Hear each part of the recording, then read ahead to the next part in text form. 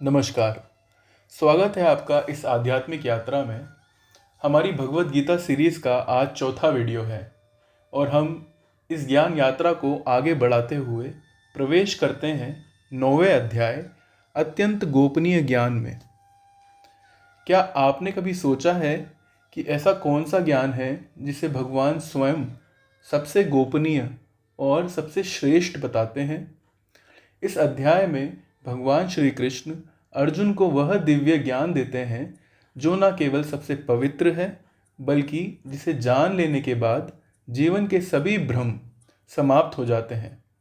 तो आइए इस गहरे और अद्भुत ज्ञान को सरल भाषा में समझते हैं। गोपनीय ज्ञान और उसकी महत्ता। श्री कृष्ण कहते हैं, हे अर्जुन, क्योंकि तुम मुझसे ईर्ष्या नहीं करते इसलिए मैं तुम्हें यह अत्यंत गोपनीय ज्ञान और विज्ञान बताऊंगा, जिसे जानकर तुम भौतिक जीवन के दुखों से मुक्त हो जाओगे। यह ज्ञान सभी विद्याओं का राजा और सबसे गुप्त रहस्य है। यह पवित्र करने वाला, प्रत्यक्ष अनुभव करने योग्य, धर्म के अनुसार सरल और अविनाशी फल देने वाला है।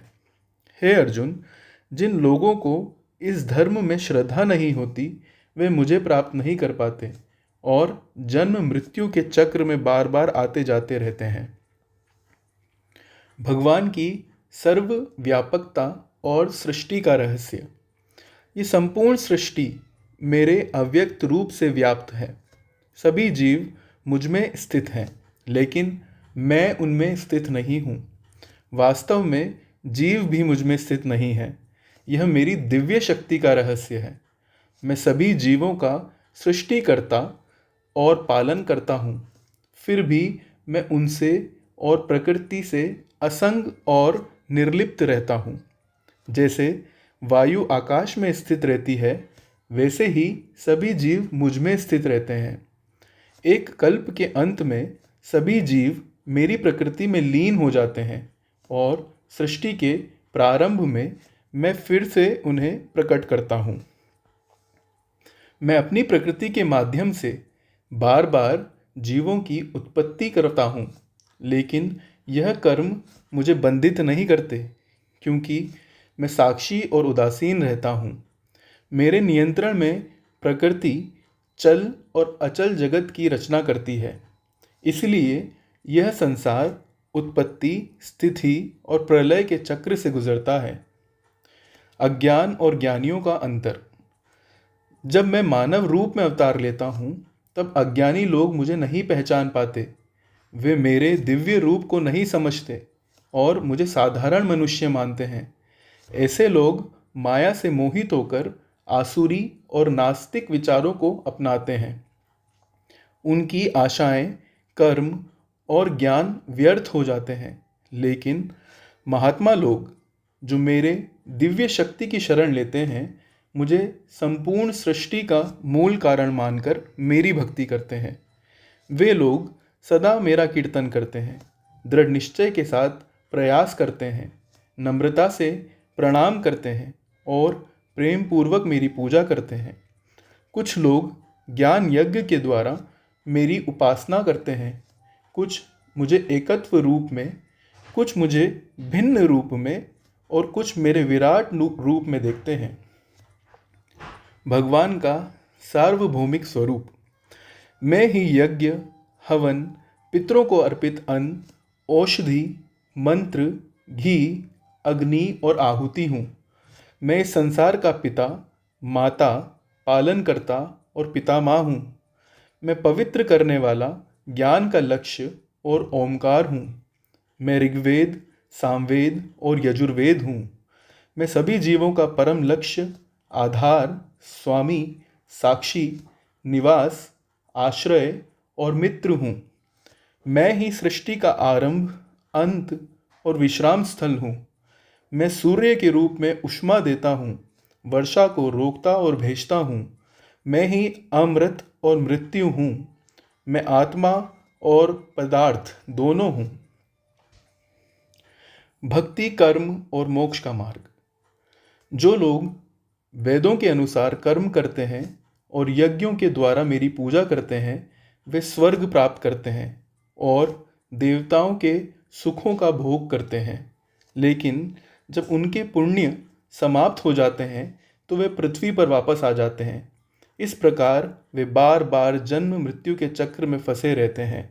लेकिन जो लोग अनन्य भक्ति से मेरा स्मरण करते हैं उनके लिए मैं जो नहीं है वह प्रदान करता हूँ और जो है उसकी रक्षा करता हूँ।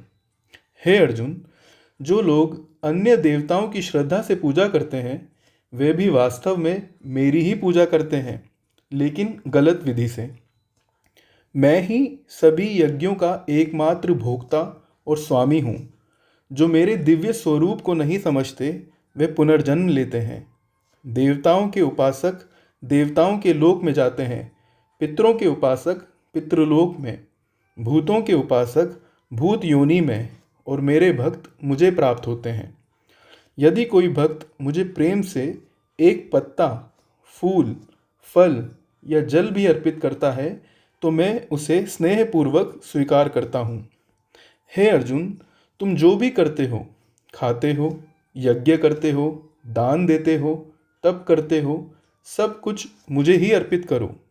इस प्रकार कर्मों को मुझे समर्पित करके तुम पाप और पुण्य के बंधन से मुक्त हो जाओगे और मुझे प्राप्त करोगे।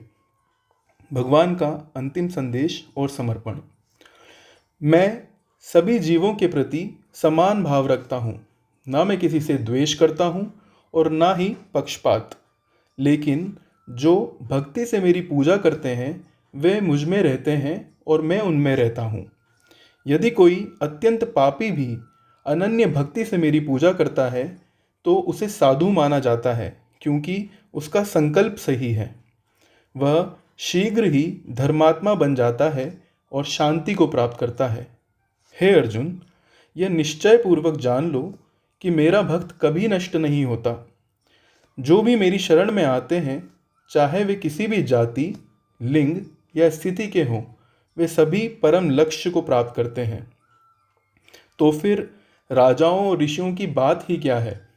इसीलिए इस क्षणभंगुर और दुखमय संसार में आकर मेरी भक्ति करो, सदा मेरा स्मरण करो, मेरी भक्ति करो, मेरी पूजा करो और मुझे प्रणाम करो। इस प्रकार मन और शरीर को मुझे समर्पित करके तुम निश्चित रूप से मुझे प्राप्त करोगे। ओम शांति। तो यह था श्रीमद् भगवद गीता के 9वें अध्याय अत्यंत गोपनीय ज्ञान का सार। इस अध्याय से हमें ये समझ आता है कि भगवान को पाने के लिए कठिन साधनाओं की नहीं बल्कि सच्चे मन, श्रद्धा और भक्ति की आवश्यकता होती है। जब हम पूरे विश्वास और प्रेम से भगवान की ओर बढ़ते हैं तो वह स्वयं हमारे जीवन में प्रकट होने लगते हैं। अगर आपको ये ज्ञान मूल्यवान लगा हो तो इस वीडियो को लाइक करें, शेयर करें और चैनल को सब्सक्राइब करें। आपका छोटा सा समर्थन इस दिव्य ज्ञान को और लोगों तक पहुंचाने में मदद करेगा। साधुवाद। हरे कृष्णा कृष्णा कृष्णा हरे हरे, हरे राम राम राम हरे हरे।